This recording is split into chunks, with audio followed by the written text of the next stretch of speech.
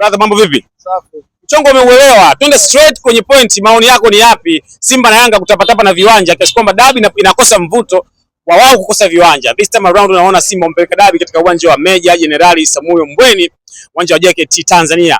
Unadhani hii ni sawa au maoni yako ni yapi katika hili? Si sawa. Mimi ninachoona ni kwamba inabidi waipe hadhi dabi ya Kariakoo kwa sababu ni dabi kubwa Afrika na inajulikana Afrika Mashariki na Kati. Mashariki na Kati. Hata dunia nzima kuna watu wanapenda kuangalia Simba na Yanga, wakiona wanafurahi. Wanafuatilia. Sasa inatakiwa waipe hadhi. Kwamba ilikuwa inatakiwa ikifika mahali watafute viwanja ambao wanajua kwamba hivi viwanja kwamba wakiingia, unajua katika hii dabi ya Simba na Yanga mara nyingi kunakuwa na watu wengi sana.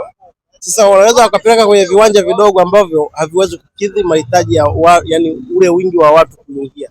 Kwa tatizo. Kwa tatizo. Kwa hiyo ilikuwa inatakiwa kwa mfano Benjamin Mkapa pale wanapeleka pale dabi wanachezea pale. Benjamin Mkapa ni uwanja ambao Simba na Yanga walikuwa wanachezea pale. Sasa hivi kuna changamoto ya ule uwanja, kuna marekebisho yanafanyika kwa ajili uwanja kwa sawa sawa. Ndio maana unaona Simba na Yanga wanatapatapa. Lakini wao wenyewe kama Simba na Yanga wanapaswa kufanya nini ili kuhakikisha mechi zao inapofikia dabi kama hivi hakuna maneno kama haya?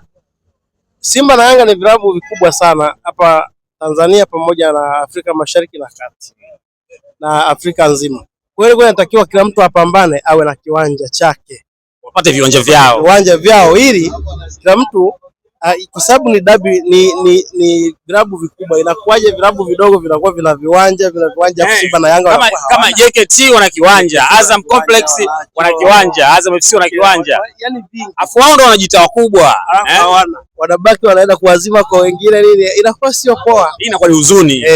Kwa hiyo natakiwa wajitahidi wapate viwanja, afu viwanja vilivyo bora. Wewe mshabiki wa timu gani brother? Mimi Simba Sports Club. Bwana, mshabiki wa mnyama katoa maoni yake kwamba Simba mnapasa mtafute viwanja vyenu, au sio? Hii kuhangaika mmeenda Zanzibar, mmerudi JKT, mnatia aibu na huzuni kwa asilimia kubwa, au sio? Bwana, tupo hapa kudiscuss michezo kwa asilimia kubwa na tunaifanya hii street, na maana street ndio kuna watu ambao wanaweza kuzungumzia michezo, au sio?